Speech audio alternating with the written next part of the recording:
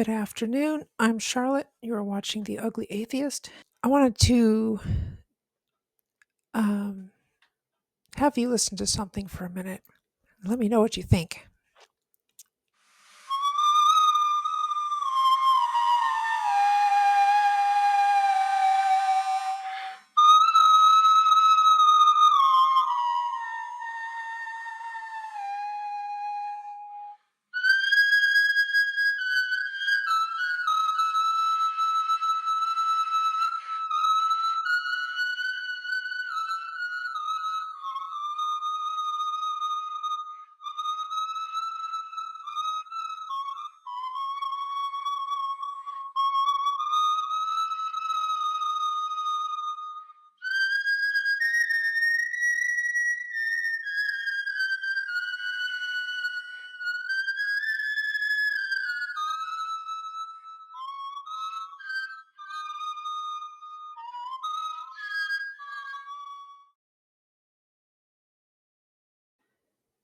Now, isn't that absolutely mind blowing? Now, as you probably know by reading the title of this episode, that was an instrument found in a Neanderthal site in a cave some years ago. And I know that um, the mammal that's playing the instrument in that video was a Homo sapiens. So we're listening to a an instrument made by a different species of human, played by a Homo sapien, using the sensibilities of a Homo sapien, the musical sensibilities. So we don't actually know how the Neanderthal would have made that instrument sound. Um, whether it would have been more rudimentary or perhaps even more complex, if it was in a minor key versus a major key. Um, and we don't even know what that instrument was really used for. Was it purely ceremonial? Was it just for fun? Was it kind of a folksy instrument just for some libations? Um, we don't know any of these things, and this is just one flute, for lack of a better word, that we've found that's of Neanderthal origin. We we can assume that it's not the only one, but because it's made of bone, it's actually made out of the calf bone or the leg bone of a cave bear, which is an extinct species of bear, a baby cave bear at that. Um, and you can see by the reconstruction of it, where they tried to best estimate where the missing parts were so that they could make it play. Um, what strikes me is that the instrument, well, they probably made a bunch of these, let me just say real quick. But they were probably made of things like wood, which would not survive the the amounts of time since the Neanderthals went extinct some 40,000 years ago, 30 or 40,000 years ago. Um, but what strikes me about this instrument is the rich array of notes that can be made with it. I don't know if the Neanderthals played with such proficiency or with such an array of notes. Maybe they only knew how to make a few notes out of it. Um, just because they made an instrument that has the capacity for so many Western sounding scales doesn't necessarily mean that that's how they used it. Asian cultures, for example, sort of gravitated naturally toward a 5 note scale, as we call the pentatonic scale. Um, and we don't know anything about the Neanderthal sensibilities if they only had a 5 note scale. I would doubt it based on this instrument and its capabilities, its capacity for a range of notes. So it's hard to say, but it is remarkable that this instrument was, that the Neanderthal had the capacity for music, and um, that is just mind blowing to imagine how they probably used it if they even had like two or three of them playing at the same time and had some kind of harmony going on. What kinds of music? I mean, we don't know if they even had things, some kind of stringed instruments as well. Those kinds of things don't usually last on the fossil record. The only reason this particular instrument lasted was because it was made of bone. I'm sure that, as I mentioned earlier, the wood versions probably have long since decayed. Any stringed instruments probably would have similarly long since decayed. So we don't know how rich or limited the Neanderthal sense of music was. But if they have a flute like this, I think it's a safe assumption that they did value music and it did have a place in their culture. And I think one thing a mistake I see a lot of people make is that they treat Neanderthals like a monolith, as if it's like a monoculture, like all of them throughout the entire Asian and European continent were all kind of similar in behavior, but they could be as varied as Homo sapiens. In fact, they probably likely were. So some groups of Neanderthals probably developed and appreciated music, and other pockets of Neanderthals probably did not have any sense of music outside of singing.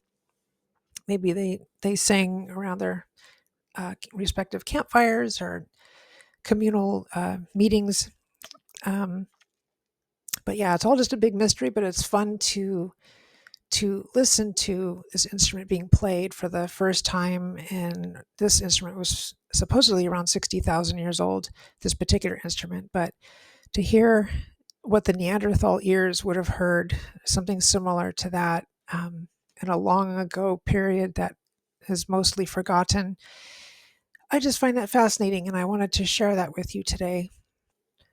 If companies like Colossal, which we've discussed in recent episodes, who are bringing back a lot of these Pleistocene mammals, like they brought back dire wolves, sort of, at least in a physical sense, in a phenotypic sense, I guess they brought back the dire wolves that aren't really dire wolves.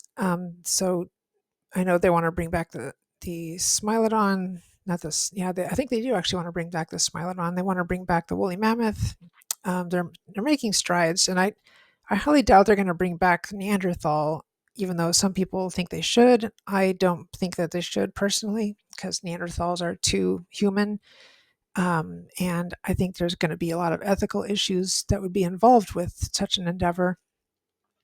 So, but in a hypothetical sense, if they brought back Neanderthals using their complete genome, not splicing in any missing things from Homo sapiens, but just pure, unadulterated Neanderthal embryo, and it can be embedded into a Homo sapien womb because that's not going to mess with the DNA. And if you make several such individuals, I'm just wildly fascinated as to how they would interact with each other, and what maybe then we could find out what their musical sensibilities are. I know it's not a good experiment to undertake just to find out what kind of musical sensibilities they have, but I think it would be a fascinating thing nonetheless. There's a musical group called Laboratorium Piesni. I believe they're Belarusian, but they have the song called Sztoj moru, which is very reminiscent to me of what European uh, not hominids, but specifically Homo sapiens, probably sounded like back in the ancient times, back when we were sort of more tribal in our nature. They have this song. When I hear it, it just kind of resonates deep within my DNA, I like to say. But I'll post a segment of it here if it's allowed. I don't know if there's probably copywritten. I don't know if this particular song is as ancient as it sounds, but if it is, then there probably isn't a copyright on it. But anyway, I'll see if that's doable. But listening to this it just makes me wonder what the early evolution of human musicality, and it makes me think that our sense of harmony, our sense of what sounds go well together, voicing, instrumentation, um, is something that goes way back beyond the written history and our ability to write music, certainly, but it's probably something that we developed even before we were Homo sapiens. I imagine earlier forms, perhaps back to Homo habilis, Heidelbergensis even, probably had some sense of at least rhythm, if not some kind of musicality.